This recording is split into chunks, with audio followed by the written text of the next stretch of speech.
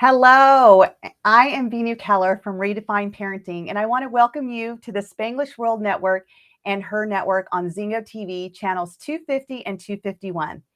Please remember to download both the Zingo TV app on the respective app stores on iOS Android devices. While you download, make sure to rate and leave a comment. This app is free. Zingo TV is also available on Google Chromecast, Amazon Fire and Fire Sticks, Roku Sticks, also on smart TVs 2016 and forward. I am really excited today to bring one of my personal friends and business coaches for sports here with me because one of the topics that I have found to be so profound right now, and I mean, I'm going to be honest, I have children, 6 kids from 28 years old all the way down to 9-year-old twins. And it's something that I have seen over 2 decades, to be honest. And it's the way our coaches are coaching our kids. It's not just the recreation coaches, it's even the school coaches, it's the coaches for like things like gymnastics, dance. It doesn't matter. And what I have found in, even last week in our show, I was talking about, how do we build up our self-worth and our self-esteem in our children? One of the issues we have is that when they leave our home and they walk out that door, who's influencing them? We talked about this last week. Well, one of the big influences in our kids' lives are their coaches. These are the people that our kids go and look up to, right? Like our coaches are like the Mac Daddy of that sport our kids want to do. And I'll tell you, I noticed it was probably 2 years ago. My son was at, football for the first time. Our team was up 40 points, and my son had yet to be played in that. And when he finally got in, I set my timer. He literally played the entire game 1.5 minutes. That was it. And I didn't want to be that parent, right? Like, I don't want to be that parent that goes up to the coach and says, excuse me, can you please put my kid in? Like, it's not, it's not fair. It's not fair. So as much as I wanted to do it, my husband kind of gave me some words of wisdom. He's like, let's just take a break. It's the first game. Let's see how this plays out. I'm like, okay. So then what happens the second game? Same thing. We're up so many points and my child's not getting played. And I'm not one of those parents that believe that everybody on the team needs to get a trophy. I don't believe that. I do believe that you're going to have MVPs and they need to be spotlighted, right? We need to be rewarded. And I'm not one of those what we're doing. And with that, we also need to be able to teach the sport. We also need to teach the love of the sport and how to play the game. And I have a belief that you got to get in the game to play the game, to learn the game. And so watching this, and then I'm coaching so many kids and teenagers that are in sports, that are looking to get scholarships, that are looking to make, gymnastics or ballet their top job in this world.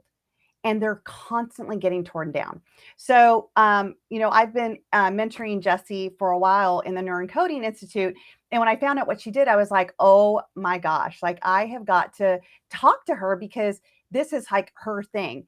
So I'm here to introduce Jessy Rodriguez-Melendez, is a proud co-founder of the Baseball Training Institute and founder of Homeschool Institute, as well as a certified business life coach, brain and neuroencoding specialist.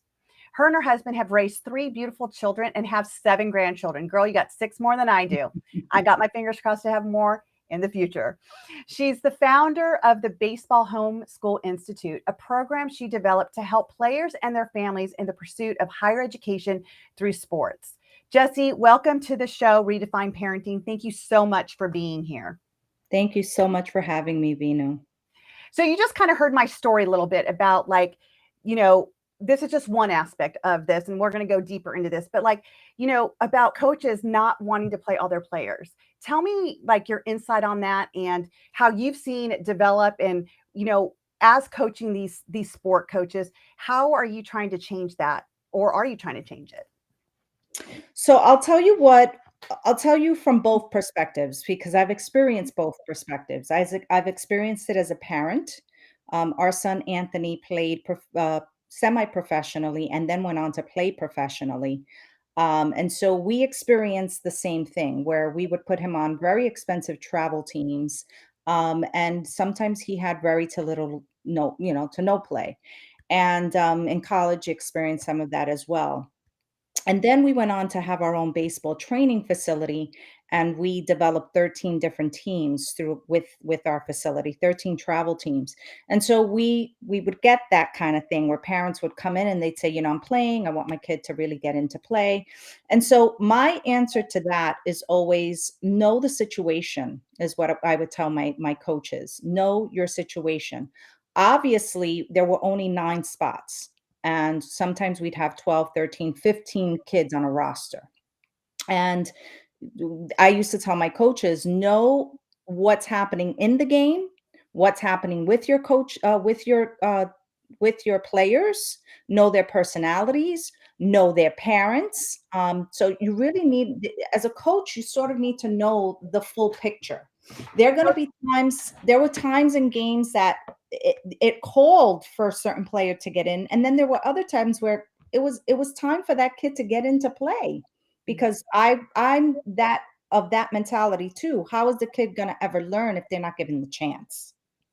And so that's how we used to tell our coaches, know your situation, know what what are we working with? Um, and then of course, we have to understand the player, what is going on in that player's head, right? It may not be the right time to put a kid in, but it might be the perfect time to put a kid in. And so sometimes really calls for just really knowing your players, I understand what's going on with them. I agree with you that, I mean, understanding the parents, the players, the mindset is all important. And when you're watching children, 4 children specifically sit on a bench, and Mhm. I'm watching their self-worth and self-esteem just come down. And it's Right. like, I get that we want to win, right? We want it. I mean, that's why our kids play sports. That's why they want to be good, Right. right? They want to be the best. And how do you know you're the best is when you win, when you get the trophy, when you get the medal. But what is happening when coaches are watching this and they're more into the win and you're 40 points ahead? We're not just talking a point or, a base run or a touchdown. And we're talking 40 points ahead, right? And the Exactly. coaches still are not playing these kids.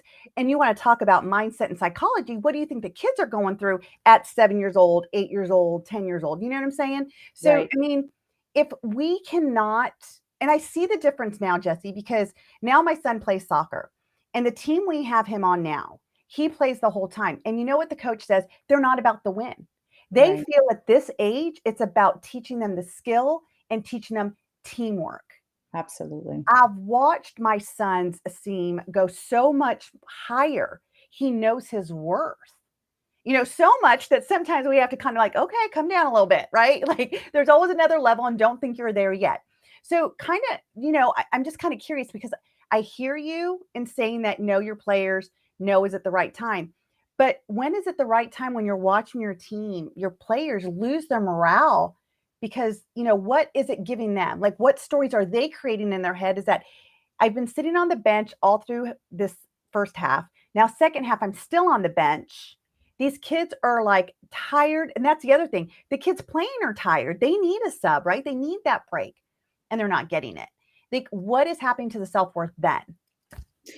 And so I love that, Vinu. And so I'm going to use that specific example that you gave. And so with that situation, this is my suggestion to a coach. If you're 40 points up, what a great time to give those kids that have been sitting on the bench the opportunity. Get them in there because you're so far ahead that you're going to get the win. So give them a chance to be a part of that win. And so now you've not only taught your other players that they want to be real team members because they don't have to shine all the time. It's also giving their team members an opportunity to get in. And then it's also giving that kid the opportunity to not just learn the game, but learn self-worth. Love it. Learn how to be a great team player. Learn how to communicate effectively with your coaches. Give good body signs. Body language in sports is huge. And so teaching the kids Show me that you want to be in the game, regardless of what's going on, whether we're winning or losing, but show me that you want to be in the game. So it's a great opportunity. And one of the things that my husband did, like I never watched any coach do, is he would take every opportunity to teach. If he saw Mm, a kid was sitting there in their own head, he would call them up, and he'd actually almost use them as like another coach. And he would say, okay, what's happening in the game right now? Tell me why we did that. Why did we change? Why did we move that kid from outfield to left field? He would use them and mm, get their heads in the game versus mm. sitting there and just spectating. And so he was teaching constantly. And so that was one of the philosophies my husband used to teach our coaches is help your players always be a part of the game. Help them get in the game. And teaching opportunities doesn't always mean you're putting them in the game. It could also mean that you're teaching them while they're side by side with you. And oh my God, what a joy it was for some of these kids to feel like, "Oh, I'm standing next to my coach and he's asking me." Yes, that is like so oh my God, I got chills when you said that because that is one of the things that I even say as parents, right? Like instead of yelling at your kids for not doing their chores the right way, do the chores with them and say, what do you see? If that way, okay, how does it feel for your room to be this clean? Okay, so how are we going to keep it this way? So you're already setting the standard. And what I also like about that is like you're giving that child the psychology of the game. Like you're allowing your husband allowed that child to get into his brain to see what he's seeing because sometimes we have so many blind spots in our life and on the field, right? That it gives kids an opportunity that when the coach is making a call and you're like, why did the coach make that call? Now we're starting to realize. But I'm just curious because I know that you have kids and you've grown up in the sport world. How many diamonds in the rough were there? And what I mean by that is like when a coach finally says, okay, I'm going to put you in, that that's that diamond in the rough. Like all of a sudden it's like, what? Where has this person been? I mean, I've seen it in professional NFL, right? Like when we're bringing in those, like the second or third string quarterback, excuse me, I'm not so great on my sports. Mhm. Hence I have Jesse here. But they're bringing in the second or third string, right? And like all of a sudden it's like, where has this kid been? Like, holy cow. How many times have you seen that throughout your life as a mom and coaching and all that other stuff? So there was one particular kid. He's always, I mean, he's become like a son to us now, but he walked into our facility. He was already in high school, if you can imagine this. Had never ever played baseball ever in his life. Hmm. Walks in and says, I want to be a pitcher. Now, for those that are in the world of baseball, mm, becoming a pitcher at that late age is one of the hardest things that, a youngster can do. And he said, I want to try out for my high school team. And I remember Tony, Tony feeling like, oh my gosh, I'm not going to turn him away. There's no way I would turn him away. Um, so his name is Clifford. He's just a doll. And so Tony started working with this kid. And for 6 weeks, the kid came in 6 days a week. He Mm, was relentless and did everything exactly the way Tony explained and taught. And he was so confident. This is what was just so magical about this. He was so confident. Tony tried to, in his best loving way, tell him, don't be discouraged if you go. Most of these kids are going to they probably have played all of their lives. You're going for a position that's really tough. But Clifford was relentless and he said, I'm going to try anyway. And I'll never forget the day that Cliff ran into our facility and with tears in his eyes and said to Tony, Coach, I made the team. mm, They're gonna give me a shot. And Tony's literally crying because he's like, my God, not even in my own head did I think that this could happen. But his belief in his own self, his belief that he could do it really is what we believe gave Cliff that chance. And Cliff was a huge Yankee fan, and he got to play, finished off high school playing, baseball, and it was like the thrill of his life to put on his high school baseball team and represent his team, in different tournaments and things like that, and actually won games for the team. I mean, it was just magical to watch. And then he went and decided that he wanted to work with the Yankees. And I remember Tony saying to him, "Look, Cliff, playing professional baseball is you have a better chance at being a brain surgeon." Like this was Tony's analogy. You have a better chance at being a brain surgeon than actually making it in the big leagues. Well, again, Cliff said, even if I start out small, and so he decided to work selling tickets. He became a ticket seller at Yankee Stadium.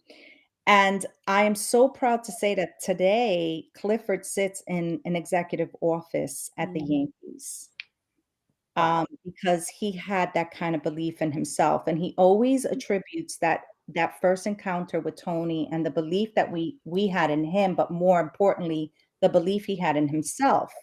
And we always tell all of our athletes that came through our door, we used to tell them, you may not make it in professional sports, but you could work in professional sports. There's tons of other things you can do to create an impact Mm. with what you love. And if sports is it, well, then wonderful. Then let it be that. It did for us. Tony always dreamed of playing professionally. It didn't happen, and now he teaches athletes. And we've created this whole incredible opportunity to, make an impact in our communities and in other coaches now. And my philosophy now is, we were able to reach thousands of players before. Now I'm able to reach the hundreds of thousands because now I'm touching coaches. And with Right. every coach's life that I touch, that means that I'm indirectly touching athletes. Right. What And a so beautiful that's why I'm so passionate about it. what a beautiful story of a diamond in the rough. And I mean, this is what we're talking about is like the influences in our lives and our kids' lives. Absolutely. If he would have walked in that door and Tony's like, you know what, you're in high school guy, like, you don't have a chance, or maybe took a look at him and said, oh no, because like, coaches judge, I remember when my son was in high school and he was playing and how disappointed he would be. And he'd be like, oh, the coach was honest and this and that. And, I don't even know if coaches know how much influence they have on our children. Mm.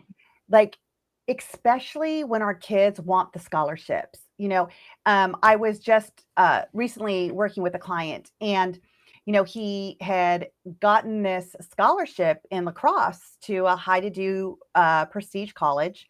It was a D1, if I'm saying it right, D1 Mhm. college.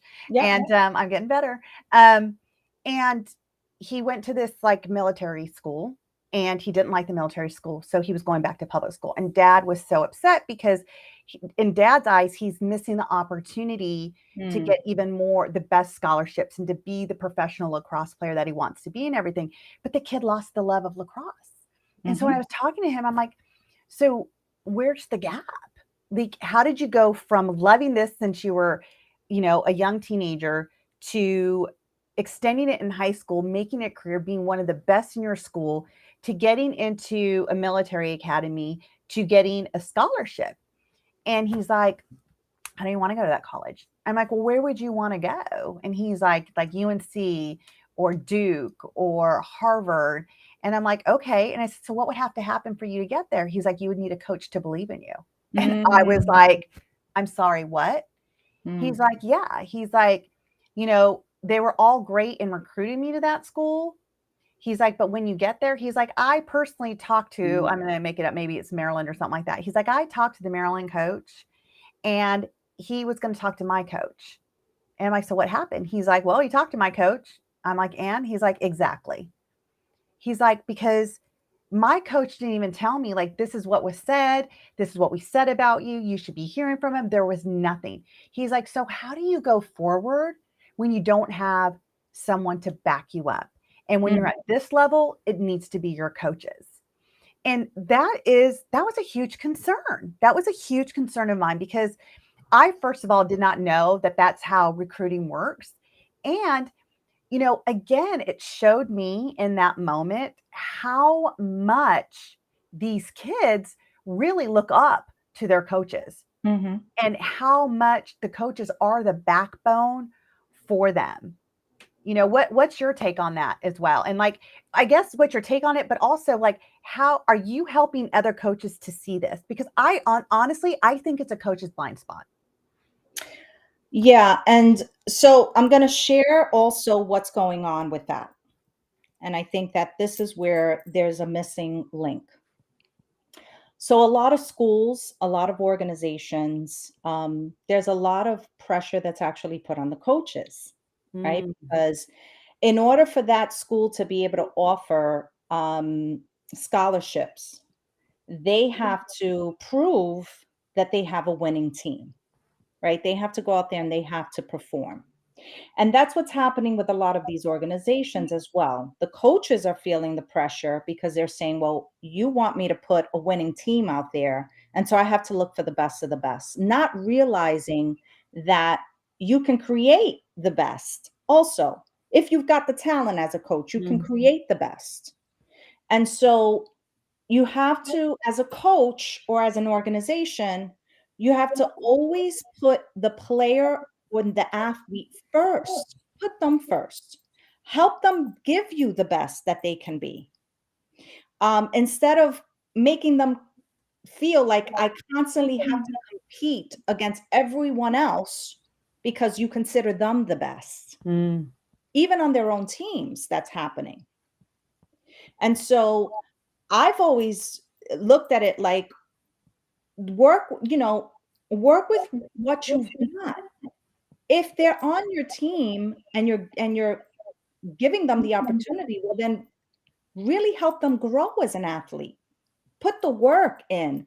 And so that's also part of the problem is that coaches and organizations, they say, well, I get the best of the best, and then that's less work for me. mm. But Tony was of the mentality, well, give me everybody you don't want and let me make them the best. I love it. And so that's how we built our organization. We would take those that people felt like they're good, they're not great. And then what started to happen was all of those incredible coaches would come look for the kids because they knew that they were prepared. And so there's a lot that's at stake with some of this, but my advice to coaches is work with what you've got and make them the best. Yes. Because you're not just creating a great athlete, you're creating a well-rounded human being then. And it goes back to them feeling like, well, I'm well worth the work. Yeah. No, I totally agree. And again, it's that self-worth, like they're worth it, right?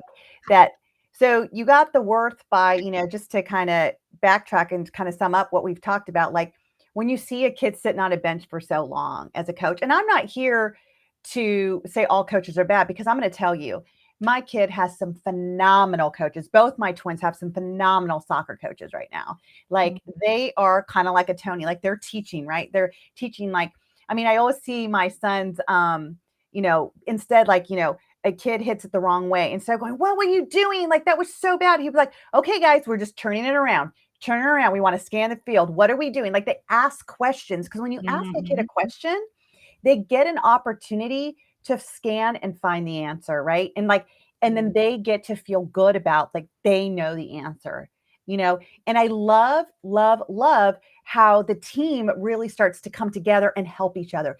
There, because of the influence of the coaches, the team is also not like, are you kidding me? Did you really kick it that way? Like, we need to kick it that, they're Right. really supporting. And I tell the parents all the time, I'm like, I love the teamwork more than I love making the goals, right? Like, I just love that. And I love that my kids at this age have those coaches that are doing that so they're not just sitting on the bench, right? Like they're rotating them out. They're giving their weakest link, if you will, the opportunity to get in there and get better. How are they going to get better if they're not in the game with your good players and learning from each other? So Exactly. that's one of the ways that we build the self-worth. Another way is, like Jessy and I were talking about, is like noticing like even the diamonds in the rough, right? Like if you as a coach can believe in your athlete, imagine what they can do.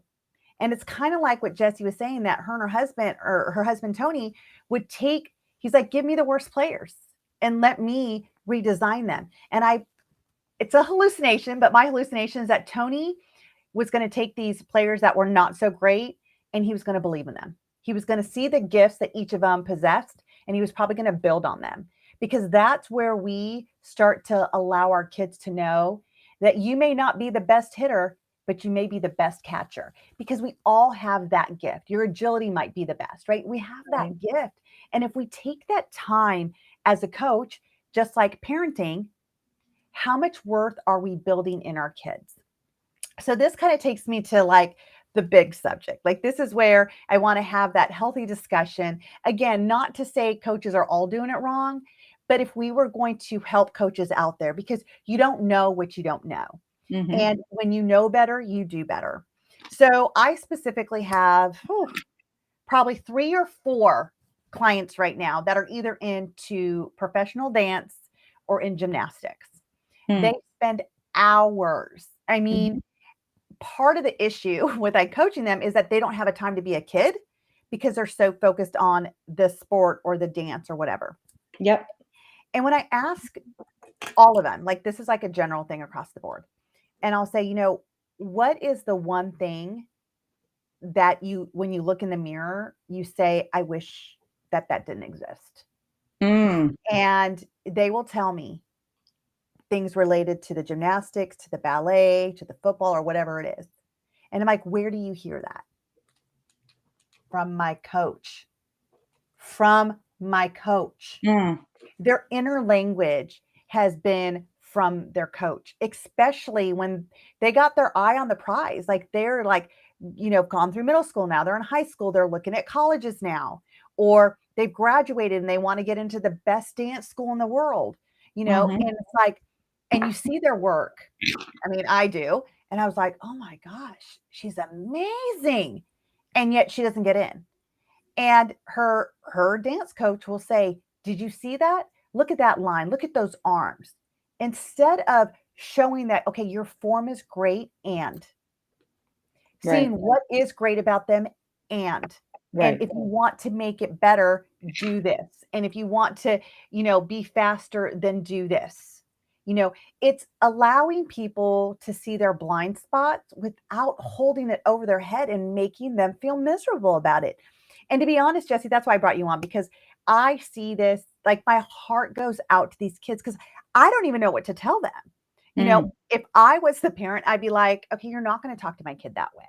Mm. How Mm. about using some positive Reinforcement. reinforcement of language Yep. and positioning, or even like what Tony was doing, like, okay, we're going to watch this together. You tell me Right. what you see. Tell me what you see. So it's that teaching moment.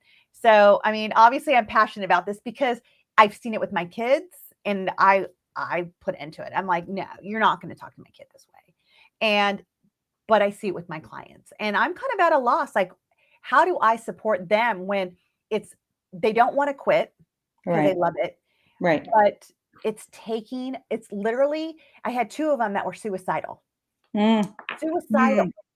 because the way they felt that they weren't good enough in this sport, and Mm. everything is on this sport.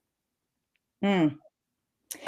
Okay, so I'm going to start with what I saw as a gap, what I created to do that, to correct some of that,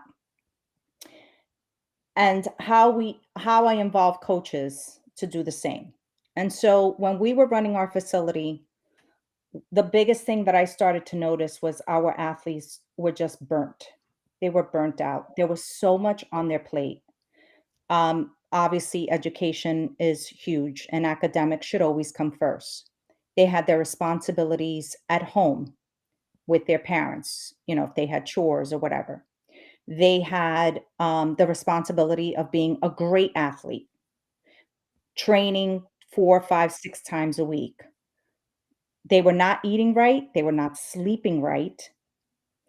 And so I said, okay, what can I do as a sports leader, right? Because we have to start asking ourselves our own questions too now. If we want to really call ourselves leaders and mentors, it starts with us. So I see a gap. How do I fix it? What do I do? There's an issue here. And so I created the Baseball Homeschool Institute because of it. I saw that there was such a need for my players, our kids, to start getting what they really needed from us versus us just pulling from them. Mm-hmm. And so I created a homeschool where the kids, instead of going to school 6 or 7 hours a day, they only needed to go to school 3 or 4 hours a day. And they would be 100% online. And this was pre-COVID. It was 100% online. They would log into their classes and then they got to do what they were passionate about, which was sports. They could completely immerse themselves in sports. And we catered to their gifts this way. And so I said, okay, I now have to start working with coaches and teaching them not only how to develop their own homeschools, but how to be a great coach in it. Mm. And so the first thing that I started with was language.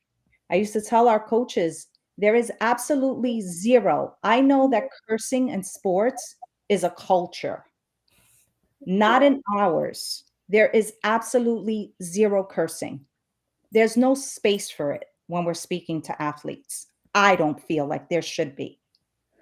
In the music, even the music that we would allow our athletes to listen to, we would tell them, you got to understand everything that goes into your head is a form of preparation.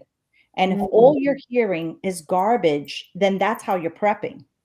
And so we would say zero, zero cursing. There's great ways to communicate with athletes, and cursing doesn't have to be part of it. And so it was not allowed by coaches, parents, or kids ever. And then we started to use that positive reinforcement. How do you communicate with your athletes? um, not just about sports, but about academics. Because in order for us to help them get to the next level, we have to be just as involved in their academics as we are in their sports activities. So Mm-hmm. a lot of the coaches are emphasizing how they want these great athletes, how they want them to be fast, they want them to be agile, they want them to be, buff, they want them to, but they're not giving them the very tools and resources to make them that way. Right. And academics was number one. Number two was their sleeping habits. Number three was what are they putting in their bodies? Mm. And then number four is how are you speaking to them? And we started to see such a turnaround, not only in the athletes, but within our organization as well. We started to see this huge shift. And even the way the parents would communicate to each other, Mm. right? Which also comes into play. We used to tell our coaches, you don't know what's going on at home with some of these kids. So be mindful. Some of these kids are going, parents are going through divorces, a parent is ill, their financial difficulties. I mean, there's a million things. And so be mindful of what may be going on at home and take it into account. And so with our homeschool, we developed the perfect match of academics and athletics to make these players well-rounded, so much so that we started getting into just basic living. How do you write out a check? How do you do your food shopping? How do you tie a tie? Some of these young men, they don't even, you ask them, how do you tie a necktie? They didn't know. And Mm-hmm. so we started getting into the very deep fundamentals of some of this. And it's really there's more of this that's needed. We need to create more awareness, especially at home for our athletes. We need parents to start becoming aware that some of these very high pressures on our players are leading to outcomes that as a parent, now let's forget about sports for a minute, can be devastating. Yeah, Devastating. absolutely. It, it's Suicide, yeah. that, and it is, they come to suicide, and it is just, it is the pressure. Like I said, like this one client of mine, his dad was like, no, no, no, you need to stay in here because just finish it out. Don't quit. And it's like, there was so much pressure on his son. But Mm, again, it's the languaging. Like I just want to go back to that languaging. It's like how the coaches are talking to our kids. mhm, It's, I don't want to say they're bullying them because that's not what they're doing. And at the same time, what does somebody that's being bullied, it becomes that internal language for that person, right? Like, mhm, mhm, whatever that bully is saying to them, because our children are putting so much emphasis onto that person. And right now it's their coaches, it's like what the coaches are saying to them, how they're saying it to them. They're always like putting them down and degrading them. And then Mhm. they got to go home. And if they didn't do well, not only did they just get yelled at from the coach, now they're getting yelled at by their parents too. So Mhm. it Mhm. is that combination of that pressure, but it really, really comes down to that languaging. And if we're Right. going to build our kids' self worth and we're going to stop allowing coaches to take that, coaches have to be aware of how they're coaching. I get old school was tell them everything that they're doing wrong, yell at them, make them scared of the consequences that they do better, right? It's the same thing that we do as parents. Mhm. We used to, I mean, because one of my things is shifting from punishment to rewards. Right. And because, when I raised my children, I didn't know better. I did the best I could with what I knew, and I punished and I grounded and I took things away. And that did nothing to their self worth. Right. So when they're getting yelled at from their coaches, in the olden days, that's how they did it. And maybe they got the results they wanted, but at what cost? At what cost is it creating for that child to have that inner language from their coaches? Yeah. Yeah, and I'll also tell you this, as sports leaders, or mentors, we have to always be recognizing when that's happening. So, as an example, Tony was once coaching, in a tournament, and the opposing coach, Tony said, was just horrible, demeaning, cursing, yelling, even got in a kid's face, Mm, and Tony stopped the game. Tony stopped the game, wow. and he said, "I Wow. refuse to continue with this game if this is the way this coach is gonna treat his players, because everything he does is a di is a reflection of who we are as coaches, and it is a reflection on his players as much as my own, because I'm allowing this to continue. And so I will not continue this game unless you go have a conversation with that coach." And Nice. he made the umps go over to the coach and put a stop to it.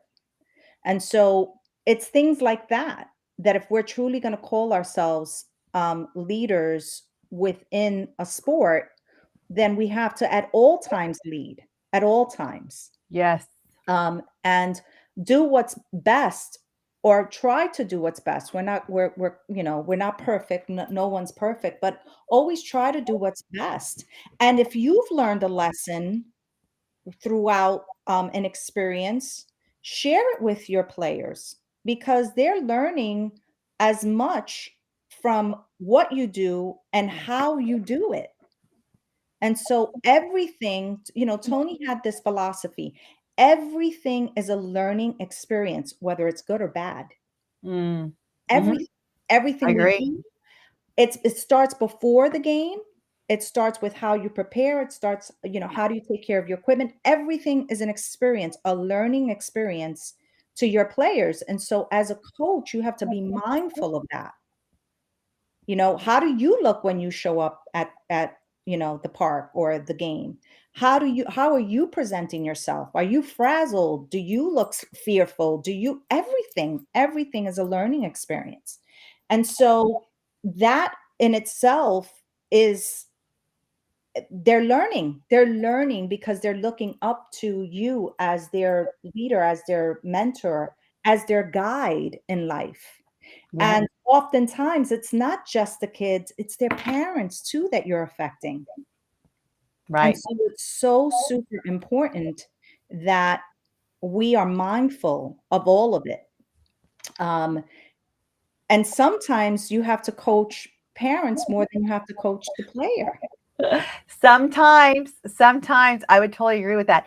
And if you guys, are watching us on any of the social media, feel free to comment or ask questions to Jesse or I. I know there's a lot of parents out there that have experienced some of the things that we've been talking about, even coaches. I mean, it's interesting because some coaches want to coach a certain way and they're not allowed to.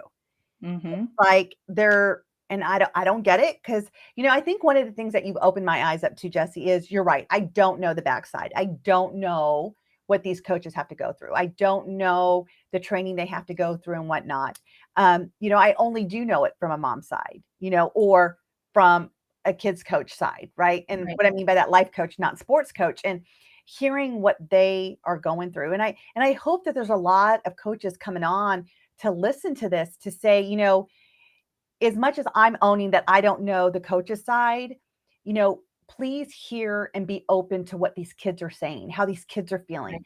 Because I would venture to say that a lot of coaches don't know. A lot of these coaches are doing the best that they can.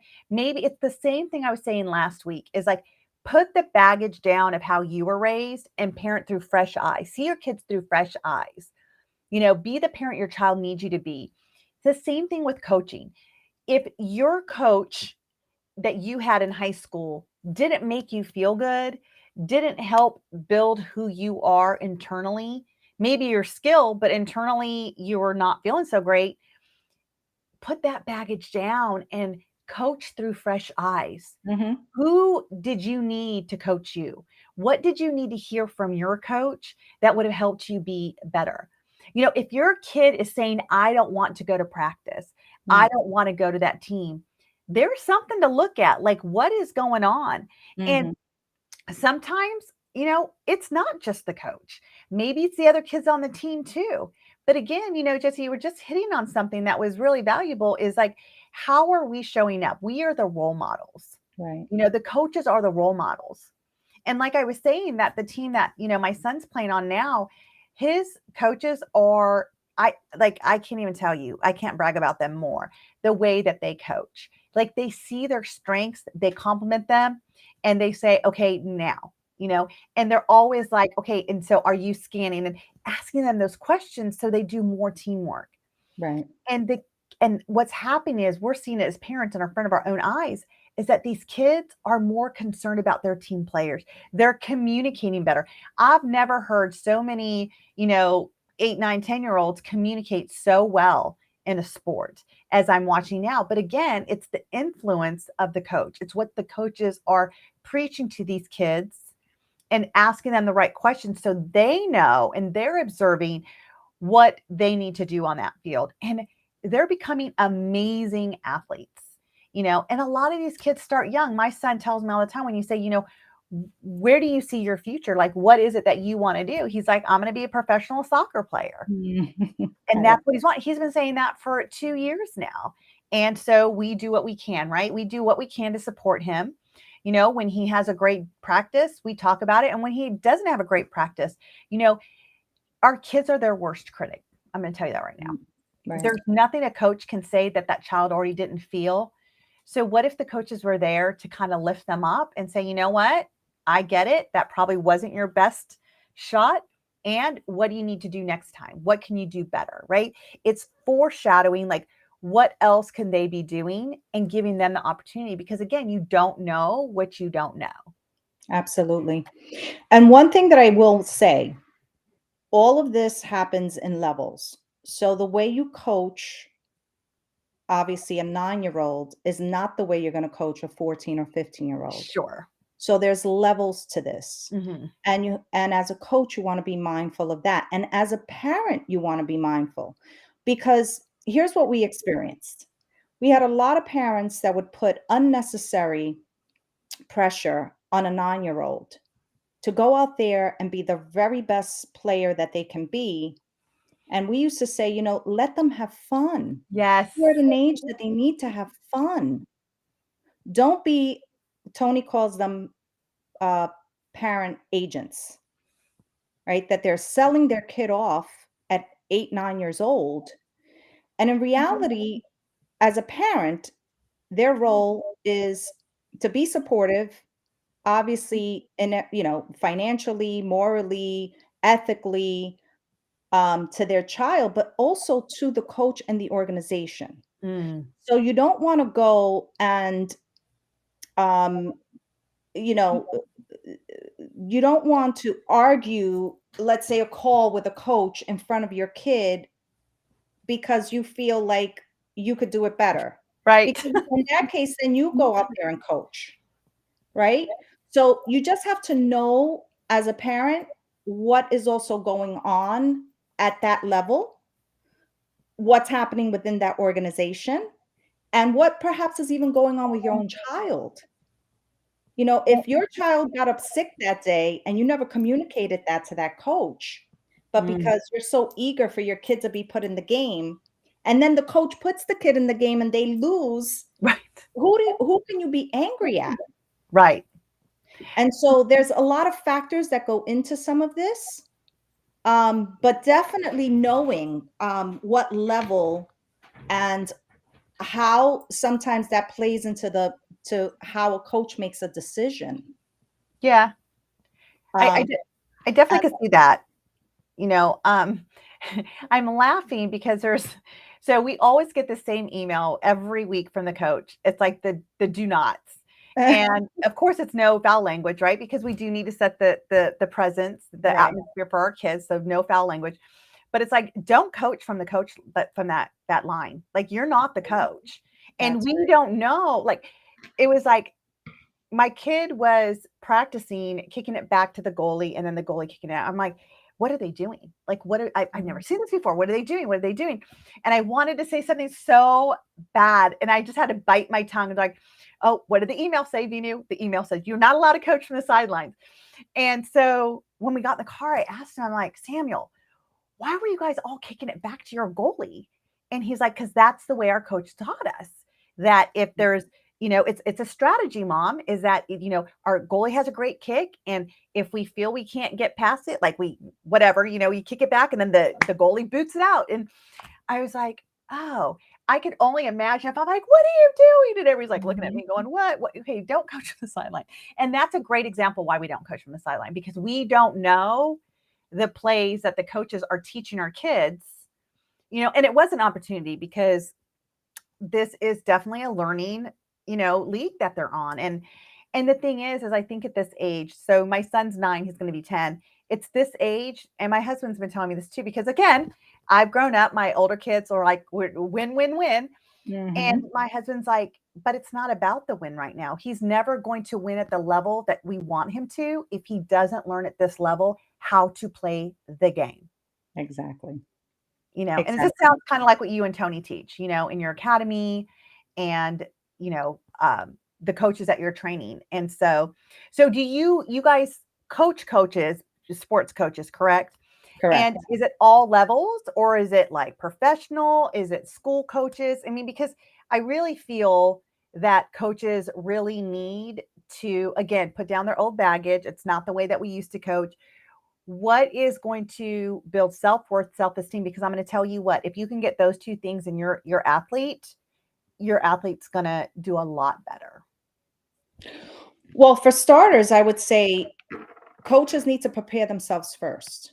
We see too Okay. many coaches that are out there now, and God bless their hearts. You know, there are some coaches that really know what they're talking about. And then we have what we call the YouTube coaches, where they go and they learn a thing or two on YouTube, and then they want to consider themselves professionals. Mm, And so I am here to say, if you're a coach, make sure that you're prepared. Listen, if you're going to go coach little league or a rec team, by all means, go do that. It's wonderful for our communities, and our communities need that. But if you really want to, take on a more professional role as a coach, prepare yourself. Make sure that you understand the game that you're going to be teaching our youngsters. One, because we don't want to have injured athletes. And two, if we're going to get them to the next level, they need to be properly taught. And so that's the first thing. And in doing so, you also need to get yourself, well, one, certified as a coach, and we can help coaches do that. And number two, then you really need to become effective at communication with your players and with your parents. yes. Super, super, super important. And so we have courses that we teach at that as well, how to effectively communicate with your players, with parents, with officials, um, you know, umpires and the sort. Um, and then the next thing would be, if you're really going to be working with athletes, then what level do you want to teach? Because you could be teaching travel ball, which is a whole nother level. You could be teaching um, organization, let's say tournament games, tournament play. That's another level.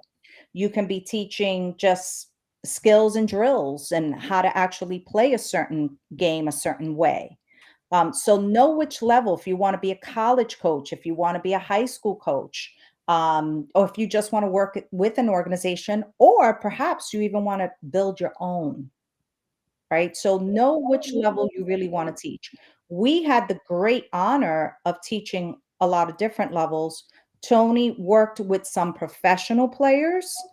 He was never in a professional organization, but through our organization, we got to train professionals that then went on to get signed, and they played professionally.